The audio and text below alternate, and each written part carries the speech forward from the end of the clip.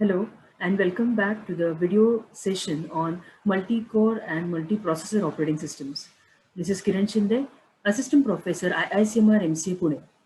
In this video session, we are going to talk on the processor coupling concept and the types of multiprocessors. So first of all, let us discuss on the concept of processor coupling. But before that, let me just take you through the basic differences between the multi-core and multi-processor operating systems we discussed in my last video session. So the core differences are: the first, a single CPU or processor with two or more independent processing units called cores that are capable of reading and executing program instructions. And in case of multi-processor systems, a system with two or more CPUs, those allow simultaneous processing of programs. Second difference, in multi-core operating systems, it executes single program faster, but whereas in multi-processor systems, it executes multiple programs faster. Third difference, in multi-core operating systems, not as reliable as multiprocessor, but the multiprocessor systems are more reliable since failure in one CPU will not affect the other. Next difference in multi-core operating systems. In multi-core systems, there is less traffic as far as the number of tasks or instructions are executed by the CPU. But in case of multiprocessor system, the traffic is more as compared to multi-core. Next difference, in multi-core systems, it does not need to be configured, but in case of multiprocessor systems, little complex configuration is required so that the tasks can be allotted to the various processors which are involved in multiprocessor system. Very soon, we are going to talk on the types of multiprocessor, wherein you will understand how these tasks are distributed among the different processors. Next difference in multi-core systems, it's very cheaper. Single CPU that does not require multiple CPU support system. But in case of multiprocessor systems, they are expensive as compared to multi-core. Multiple separate CPUs require system that support multiple processors as compared to multi-core. So these are the basic differences between the multi-core and multiprocessor systems. Now let us talk on the concept of processor coupling with respect to multiprocessor systems. As we discussed in my last video session, there are two types of processor coupling. First is loosely coupled and the other is tightly coupled. In case of loosely coupled processor systems, those are usually referred to as clusters. They are based on multiple standalone single and dual processor commodity computers which are interconnected via a high-speed communication system. So typically these computers or these processors, okay, the computers having these processors, they are treated as standalone entities, and those are trying to communicate with each other via high-speed communication system. Otherwise, they are independently working as far as the task is assigned to them. A Linux Bivol is an example of a loosely coupled system. Let us talk on tightly coupled. In case of tightly coupled systems, these are usually have a single address space. They are dependent on each other, so they are actually utilizing the shared memory approach. Hence, it is just mentioned here that they have a single address space. Usually, tightly coupled system have a single bus to which all the processors and memories are connected. They are having low communication latency because they are dependent on each other via the shared buses. The shared memory for processor communication, the shared IO device access, all these resources, I'm talking about the three major resources here, the memory, the processors, and the IO devices, all are shared across these systems. The example of the tightly coupled systems can be multiprocessor Windows PC. Now, we will be actually talking on some more differences with respect to the tightly coupled and loosely coupled systems, such as there is memory in loosely coupled multiprocessor system, there is distributed memory in loosely coupled, but whereas in tightly coupled, there is shared memory. In case of loosely coupled systems, the multiprocessor system has low data rate, but whereas in tightly coupled, the system has high data rate because of course there are so many instructions, or there are so many different bytes there, those are getting transmitted between the different processors which are tightly coupled with each other. In case of loosely coupled, the cost of loosely coupled multiprocessor system is less, whereas in tightly coupled multiprocessor system, the cost is more. Next differentiating point between the tightly coupled and the loosely coupled systems can be, in loosely coupled multiprocessor system, the modules, the various modules are connected through message transfer system, because all these, the entities which are involved in loosely coupled are independent of each other. So they can be communicating with each other at times when required through message transfer system. But in case of tightly coupled systems, there are various ways the tightly coupled systems can communicate with each other, such as ISN networks, IOPN networks, and there are many examples. In case of loosely coupled microprocessor or multiprocessor, sorry, memory conflicts do not take place. Whereas in tightly coupled multiprocessor system, the memory conflicts are likely to be happening. Now, in case of loosely coupled, why these conflicts are not there? Because essentially they are not at all sharing the memory. They are not utilizing the shared memory approach at all. So there will not be conflict happening with respect to memory. But in case of tightly coupled, as I mentioned earlier, that they are sharing the resources such as the IO devices, the IO channels, the memory banks, or the different types of memories they are sharing with each other. So there can be some kind of conflicts happening with respect to tightly coupled system. Applications of loosely coupled multiprocessor are in distributed systems, but applications of tightly coupled multiprocessor are in parallel processing systems, wherein the processors actually, I can say, they are executing in parallel form. So after this, we are going to talk on the next concept, that is nothing but types of multiprocessors. Now, in types of multiprocessor, we are going to talk on, sorry for the disturbance. In types of multiprocessor, we are going to talk on the two types, symmetric and asymmetric. Okay. So first of all, let us understand what do you mean by symmetric multiprocessor systems. Now, the symmetric multiprocessing, which is also called as SMP, involve a symmetric multiprocessor system, hardware and software architecture, where two or more identical processors connect to a single shared memory.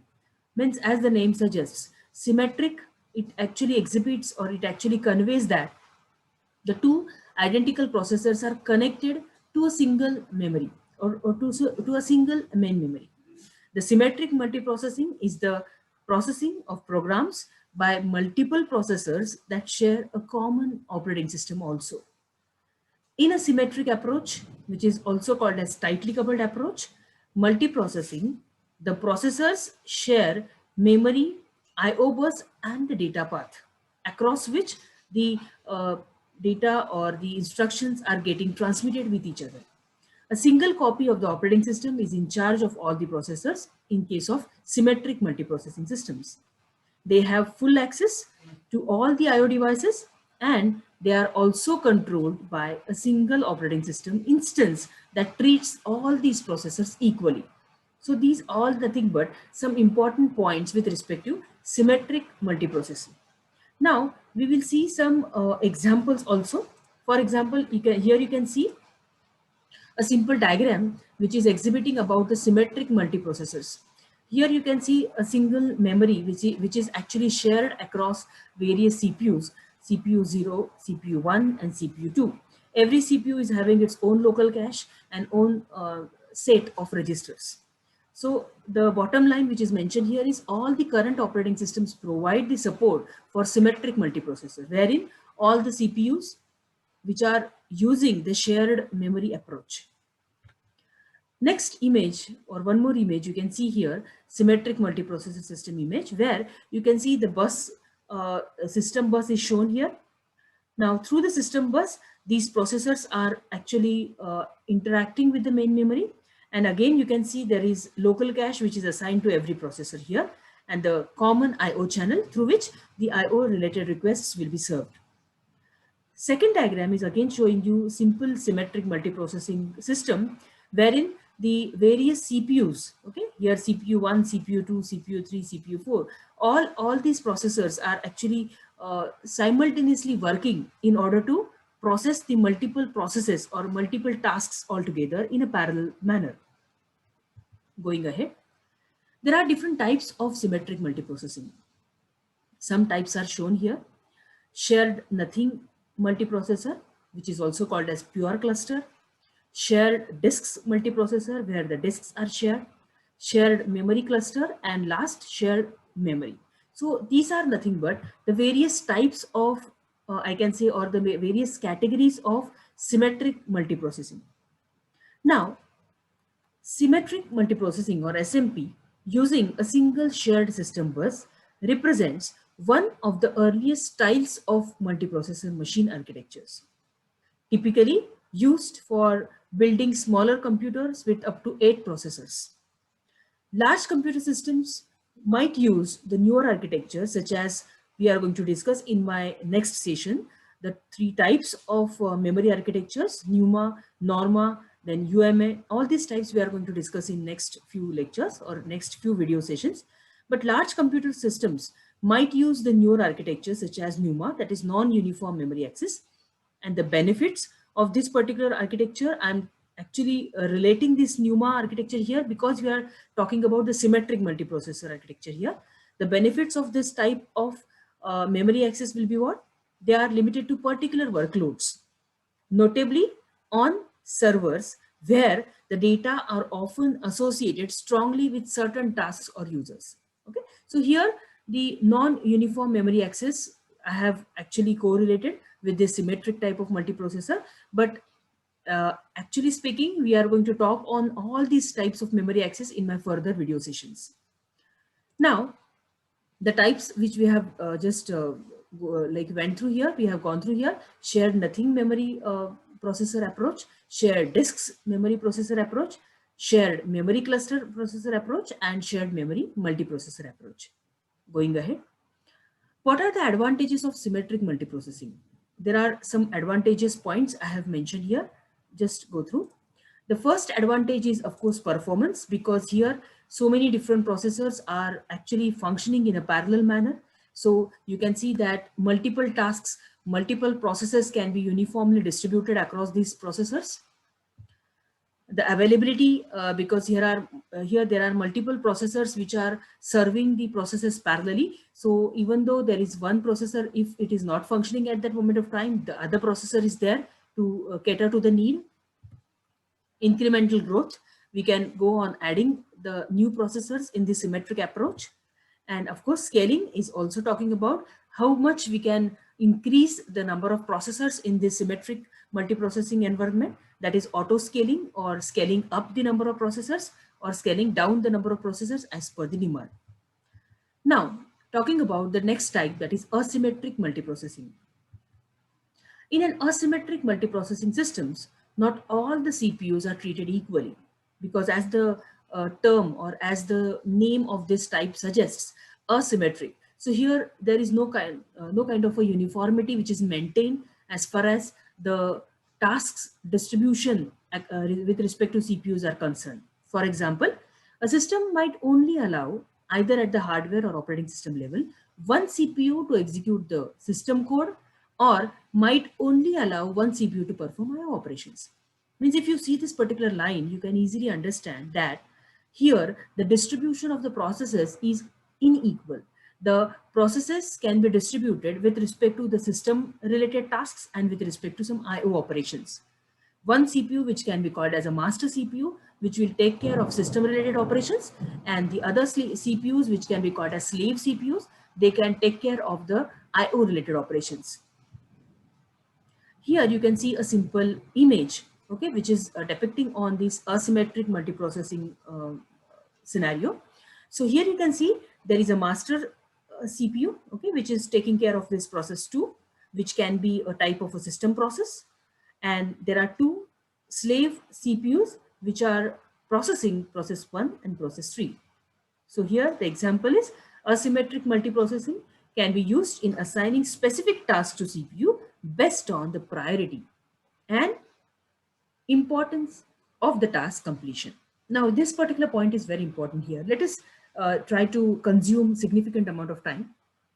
In case of symmetric multiprocessing, this advantage was not there. Like, we cannot take that liberty to assign a specific task to a specific CPU based on the priority. Why? Because there was a symmetric approach which was followed, a uniform distribution of the tasks which was followed.